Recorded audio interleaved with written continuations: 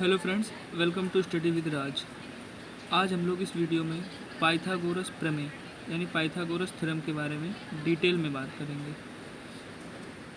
तो बिना देर किए शुरू करते हैं। देखिए, सबसे पहले हम ये जान लेते हैं कि पाइथागोरस थे कौन। ये यूनान के मैथमेटिशियन थे। पाइथागोरस यूनान के मैथमेटिशियन थे। इन्होंने एक रूल दिया था समकोण त्रिभुज पे। समकोण त्रिभुज पे, उसे ही पाइथागोरस प्रमेय कहा गया। अब जो सबसे पहले ये जान लेते हैं कि पाइथागोरस प्रमेय या पाइथागोरस जो नियम है ये काम कहाँ करता है। ये काम करता है आपका समकोण त्रिभुज में। ये काम करता है आपका समकोण त्रिभुज में। तो सबसे पहली बात कि पाइथागोरस प्रमेय अप्लाई कहाँ होती है, तो ये अप्लाई होती है समकोण त्रिभुज में। ठीक है, समकोण त्रिभुज क्या होता है ये हम जान लेंगे अभी। उससे पहले हम देख लेते हैं कि ये प्रमेय कहती क्या है। ये प्रमेय ये कहती है कि अगर मान लीजिए कोई समकोण त्रिभुज है, अगर कोई समकोण त्रिभुज है तो उसमें जो कर्ण होती है, उसकी भुजा, जो कर्ण है उसका वर्ग शेष दो भुजाओं के वर्गों के योगफल के बराबर होता है। मुझे पता है आप लोगों को समझ में नहीं आया होगा, इसलिए हम अब डिटेल में बात करते हैं। प्रमेय तो यही है कि किसी समकोण त्रिभुज में कर्ण पर बना वर्ग शेष दो भुजाओं पर बने वर्गों के योगफल के बराबर होता है। लेकिन अब इसे डिटेल में हम जानते हैं कि ये होता क्या है। सबसे पहली बात कि समकोण त्रिभुज होता क्या है। तो चलिए देखते हैं कि समकोण त्रिभुज क्या होता है। ऐसा त्रिभुज जिसका कोई एक कोण 90 अंश हो। ऐसा त्रिभुज जिसका कोई एक कोण 90 अंश हो वो कहलाता है आपका समकोण त्रिभुज। क्या कहलाता है वो आपका समकोण त्रिभुज। अब 90 अंश कैसे पहचानेंगे। जैसे मान लीजिए ये कोई भुजा है, इस पर कोई एक भुजा परपेंडिकुलर हो यानी लंबवत हो, तो ये कोण कितना होगा 90 अंश। और इस वाले बिंदु को इस बिंदु से मिला दें तो ये बन गया आपका त्रिभुज। मान लीजिए इस त्रिभुज का नाम ले लिया हमने ABC। तो अगर कोई ऐसा त्रिभुज है जिसका एक कोण कितना है 90 अंश है, तो वो त्रिभुज कहलाता है समकोण। अब समकोण त्रिभुज में तीन चीज़ें होती हैं। इसकी तीन भुजाएं हैं, तीनों भुजाओं के अलग अलग नाम होते हैं। एक भुजा होती है कर्ण, दूसरी होती है लंब, और तीसरी भुजा को बोलते हैं हम आधार। तो पाइथागोरस प्रमेय में इन तीनों भुजाओं का ही खेल है बस। तो सबसे पहले हमने जान लिया कि पाइथागोरस प्रमेय यूज़ कहाँ होती है, तो समकोण त्रिभुज में यूज होती है। अब समकोण त्रिभुज में तीन भुजाएं हैं, तीनों भुजाओं के अलग अलग नाम हैं। एक है कर्ण, दूसरी है लंब, तीसरी है आधार। तो सबसे इंपॉर्टेंट है आपकी कर्ण। कर्ण किसे कहते हैं, हाइपोटेनस। कर्ण किसे कहते हैं, देखिए समकोण त्रिभुज में जो सबसे बड़ी भुजा होती है, जो सबसे बड़ी भुजा है वो कर्ण कहलाती है। या फिर समकोण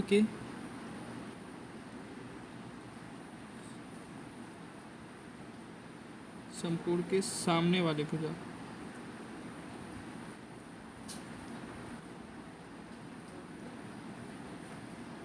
देखिए कर्ण किसे कहते हैं, सबसे बड़ी वाली भुजा जो होती है त्रिभुज की वो कर्ण कहलाती है। या फिर समकोण मतलब क्या, वो वाला कोण जिसका मान कितना है 90 अंश, यानी 90 अंश के सामने वाली भुजा या समकोण के सामने वाली भुजा कर्ण कहलाती है। तो हमारे त्रिभुज है ABC, इसमें हमारा 90 अंश का कोण कौन सा है, B है, यानी एंगल B, यानी कोण B जो है वो 90 अंश का है या समकोण है। तो इसके सामने वाली भुजा है AC, ये है आपकी कर्ण।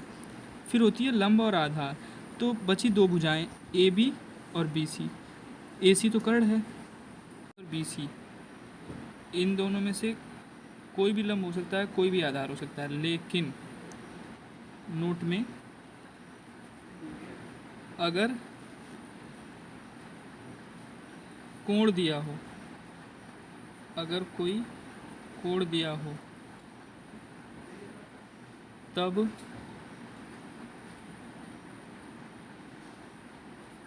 कोण के सामने वाली भुजा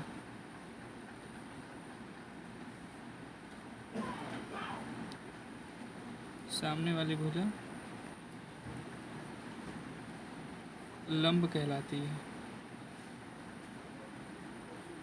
समझ लेते हैं।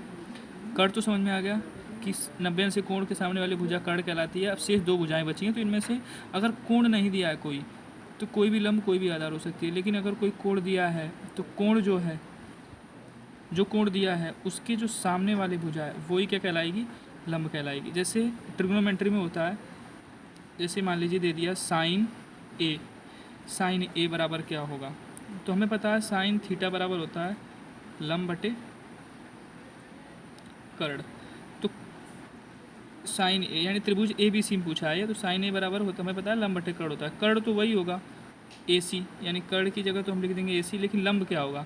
देखिए यहाँ पे एक कोण दिया है एंगल ए, यानी एंगल ए, यानी ये वाला कोण दिया है, तो इसके सामने वाली भुजा जो है बी सी, ये क्या होगी, लंब होगी, यानी बी सी बटे ए सी। अगर मान लीजिए पूछे कि साइन बी बराबर, सॉरी साइन बी तो नहीं होगा क्योंकि बी तो आपका 90 अंश है। अगर मान लीजिए पूछे कि साइन सी बराबर क्या होगा, तो हमें पता है साइन बराबर साइन थीटा बराबर होता है लंब बटे कर्ण, तो कर्ण तो वही रहेगा ए सी, लेकिन यहाँ लंब बदल जाएगा क्योंकि एंगल बदल गया। देखिए यहाँ पे अब साइन के साथ एंगल सी पूछा है, तो एंगल सी आपका है ये, तो इसके सामने वाली भुजा है ये ए बी, तो यहाँ पे लंब होगा ए बी, क्या होगा ए बी, यानी साइन सी बराबर होगा लंब बटे कर्ण, तो लंब होगा ए बी और कर्ण होगा ए सी। यानी सब मिला के हम ये समझ सकते हैं कि लंब क्या होता है, लंब होता है कोण के सामने वाली भुजा लंब कहलाती है। कोण के सामने वाली भुजा क्या कहलाती है, लंब कहलाती है। शेष भुजा जो है क्या कहलाती है, आधार कहलाती है। तीसरी भुजा जो होती है वो क्या कहलाती है, आधार कहलाती है। आप समझ सकते हैं तीसरी भुजा क्या है, आधार है। और भी नियम है इसके। तो कर्ण क्या हुआ, सबसे बड़ी भुजा, यानी समकोण के सामने वाली भुजा कर्ण कहलाती है। अगर कोई कोण दिया है तो उसके सामने वाली भुजा लंब कहलाती है, या फिर लंब और आधार शेष दो भुजाएं आपस में होती हैं। तो यही है कर्ण, लंब और आधार। अब आते हैं पाइथागोरस थ्योरम पे। तो पाइथागोरस थ्योरम ये कहती है कि किसी समकोण त्रिभुज में कर्ण का जो वर्ग है शेष दो भुजाओं के वर्गों के योगफल के बराबर होता है। तो यहाँ से अब शुरू करते हैं हम अपनी पाइथागोरस प्रमेय। देखिए ये है आपका समकोण त्रिभुज ए बी और सी, ठीक है। ये कोण है आपका 90 अंश, यानी एंगल बी बराबर है आपका 90 अंश, ये एंगल बी है, एंगल बी है आपका 90 अंश। तो पाइथागोरस के प्रमेय के अनुसार, यानी प्रमेय से क्या है प्रमेय, प्रमेय ये कहती है कि कर्ण का वर्ग, यानी जो कर्ण है उसका वर्ग बराबर होगा लंब के वर्ग के प्लस आधार के वर्ग के,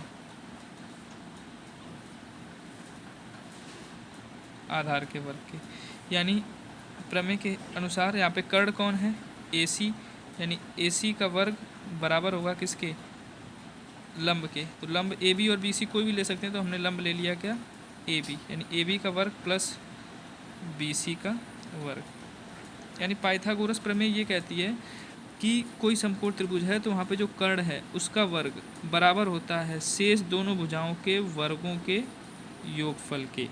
तो यहाँ पे यानी आप ये कह सकते हो कर्ण का वर्ग बराबर लंब का वर्ग धन आधार का वर्ग। या फिर इस नियम को ऐसे समझ सकते हैं हम कि जैसे मान लीजिए ये कोई हमारा है समकोण त्रिभुज है, इसका नाम भी हमने ले लिया मान लीजिए ए बी सी।